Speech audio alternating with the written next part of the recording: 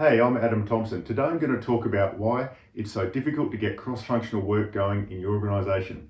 Want to know the answer up front? It's because we can't see it. Let's get right into it.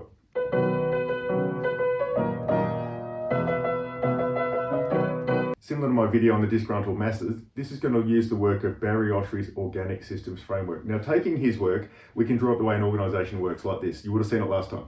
Now, this is any social system. It doesn't necessarily have to be an organisation, but the point is, tops are in the role of taking accountability for the whole organism, the whole show. In a top-bottom relationship, bottoms are the ones who are in a situation being asked to do stuff. And middles are an example of an end-middle-end relationship, which is a group that's caught between two ends. And in the case of an organisation, those two ends tend to be the top and the bottom. Now I want to talk about what the forces are. You as bosses give the nod. Barry Oshry calls them the processes, the forces that are going on. It's quite brilliant. I'm going to draw it all up at once and I'm going to go through it. And there we have it, our classic 4-box diagram. So I'm going to go through what we're talking about here. We're dividing things into part and whole. Part means it's a part of the overall system. Look at it like people in an organisation or areas in an organisation. And whole means the whole show, the whole organisation. Then we've got the forces of power, and Barry goes for the word love. Can you believe that?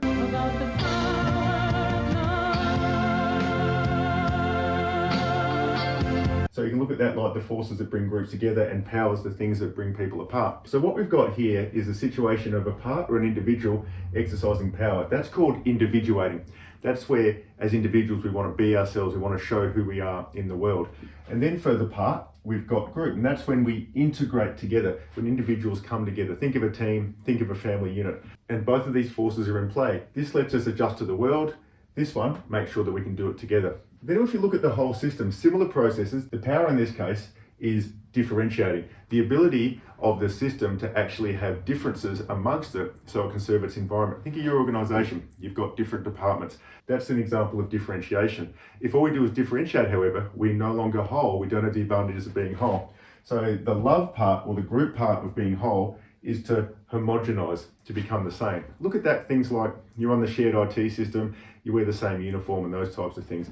If all you do is this, you don't change according to the environment. If all you do is that, you're no longer cohesive. And what we need is all four happening at the same time. So how does this apply to the middle system? Remember, when things are going great, there's no worries. What we're talking about here is a situation where the pressure's on. And when the pressure's on, that's when the middle system starts to get torn. And when you're in a situation of being torn, you serve one end or the other. So this is where you go for the needs of top management.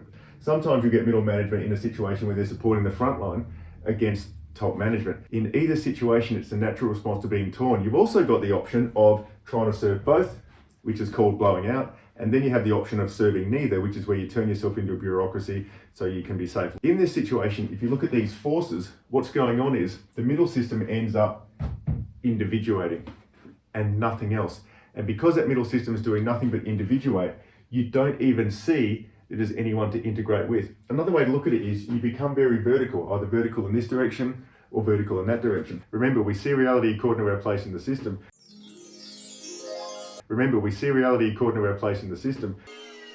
So individuating means that we're not going to be doing any integrating. And if we're not integrating to become more than just an individual, we don't even have the options of the whole on the table.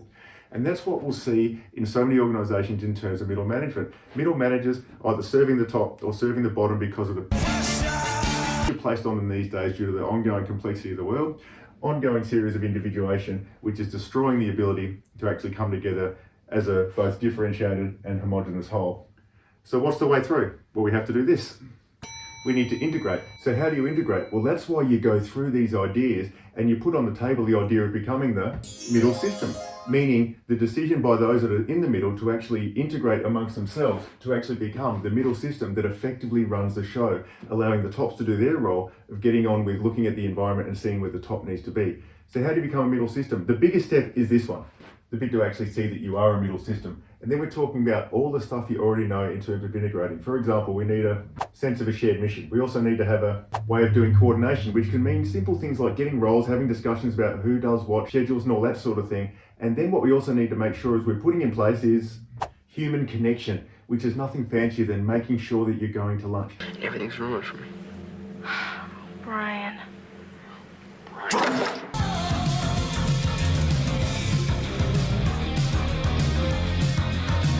You'd be rightfully asking, what's the big deal about this stuff? You already know it, and you already do. But the insight you get from Barry Oshi's work is the idea that the middle system doesn't seem like it's real because of the nature of the people who are in the middle who are individuating. By this bit of insight, it can encourage a group of people involved in the middle system to come together, get themselves on their own shared mission in terms of how they're going to act and really move the organisation forward. That's all for now. Thanks for watching. If you'd like to have a conversation about how this might apply in your workplace, just get in touch. Otherwise, if you sign up to my blog, Zen Organisations, you'll get the article that comes along with this, as well as the video in your inbox every week.